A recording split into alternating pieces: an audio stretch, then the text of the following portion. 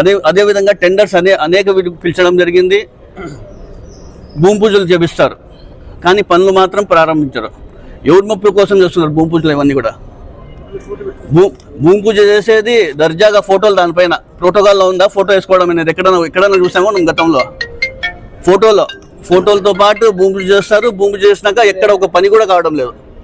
ఇంత అధ్వానంగా మారితే ఈరోజు ఏ విధంగా ఉంటుందో ప్రజలందరూ ఒకసారి గమనించాలని మీరు కూడా తీసుకొస్తున్నారు.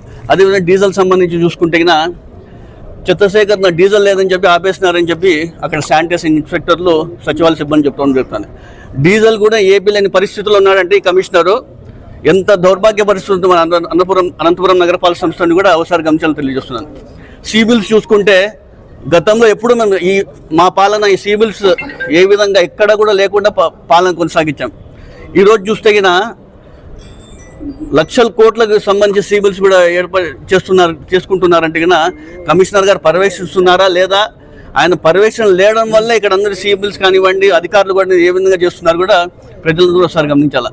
నేను ఒకటే చెప్పదలుచుకుంటున్నాను, ఇప్పుడు అందరూ రావడం జరిగింది, మా కార్పొరేషన్ అందరికీ రావడం జరిగింది. ఇదే ఈరోజు ఉంటారని చెప్పి రావడం, కమిషనర్ గారు 3 రోజులు సెలవులో ఉన్నారంట.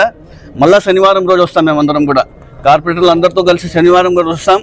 ఇప్పుడు చెప్పిన సమస్యలు కూడా ఆయన పరిష్కరిస్తే సరే, మళ్ళీ చేయలేదనుకోండి మరి మేము ఇతని దృష్టి కూడా తీసుకొస్తాం. మరి కలెక్టర్ దగ్గర వెళ్ళి కూడా మేము అక్కడ కూడా గ్రీవెన్స్లు ఇవ్వడం జరిగింది.